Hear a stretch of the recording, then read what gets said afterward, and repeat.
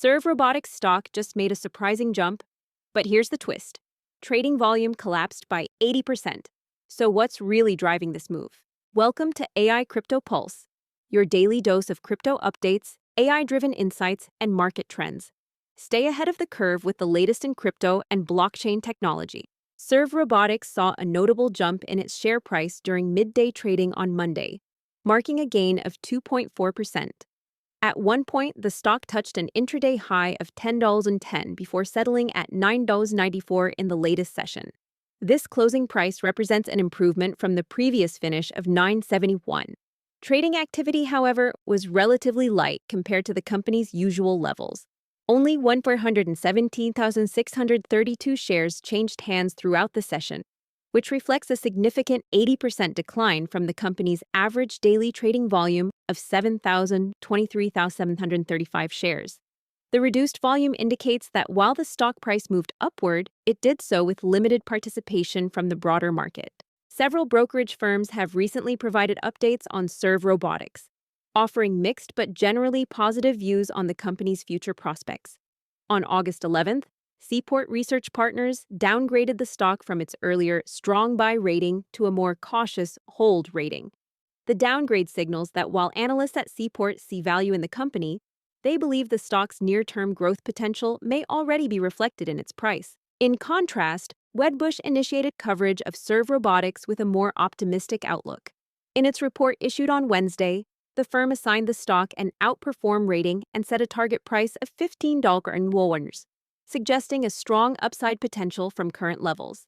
Similarly, Cantor Fitzgerald also began covering the stock on May 22nd, issuing an overweight rating, which implies confidence in Serve's ability to deliver above-average returns relative to its sector peers. Overall, analyst sentiment around Serve Robotics remains favorable. According to MarketBeat data, the company holds an average rating of buy, supported by one analyst with a strong buy recommendation, 4 analysts with buy ratings, and 1 analyst suggesting hold.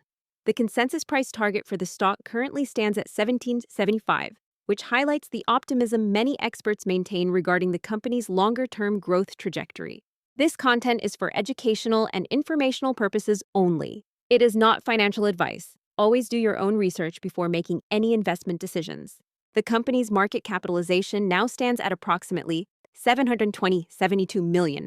Serve Robotics trades with a negative price-to-earnings (PE) ratio of 10.41, reflecting its unprofitable status as it continues to invest heavily in its operations and growth initiatives.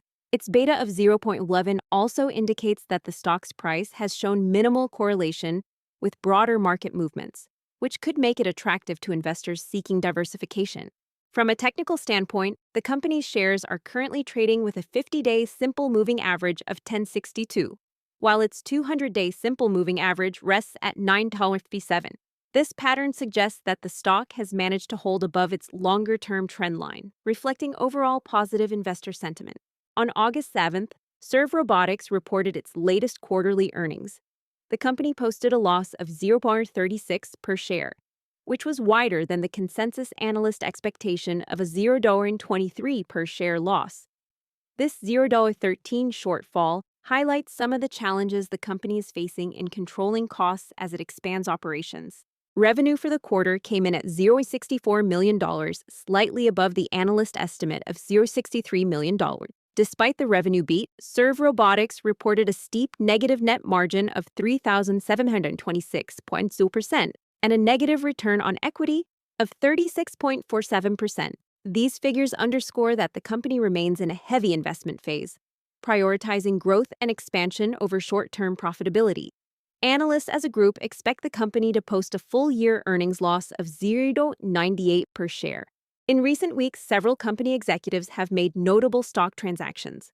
On August 5th, Chief Operating Officer Turaj Parang sold 5,565 shares at an average price of $10.64 per share, amounting to a transaction value of $59,211.60. After the sale, Parang still directly holds a significant ownership position of 1,419,106 shares, valued at approximately $15.09 million.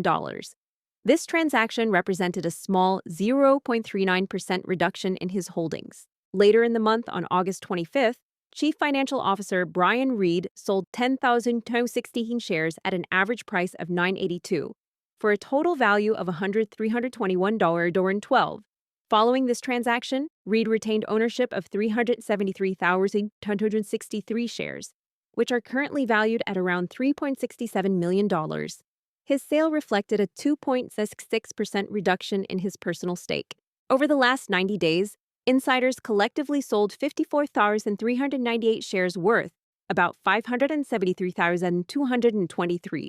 Despite these sales, company insiders still own a substantial 21.40% of Serve Robotics' outstanding shares, indicating strong alignment of interests between management and shareholders.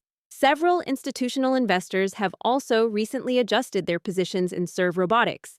LPL Financial LLC acquired a new stake in the company during the fourth quarter, with an investment worth approximately $294,000.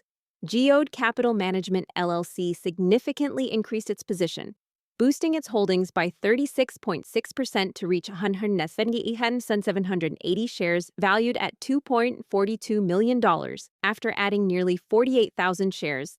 Wells Fargo and Company MN was particularly aggressive, increasing its stake by 294%.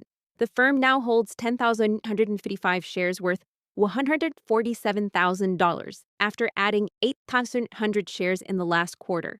Raymond James Financial Inc. has also initiated a new position worth roughly $1.98 million, underscoring growing institutional interest in the stock. Additionally, Northern Trust Corp expanded its stake by 178%, now holding 31,633 shares valued at $427,000 after acquiring over 20,000 additional shares. These moves from prominent financial institutions suggest rising confidence in Serve Robotics' potential despite the company's ongoing financial challenges.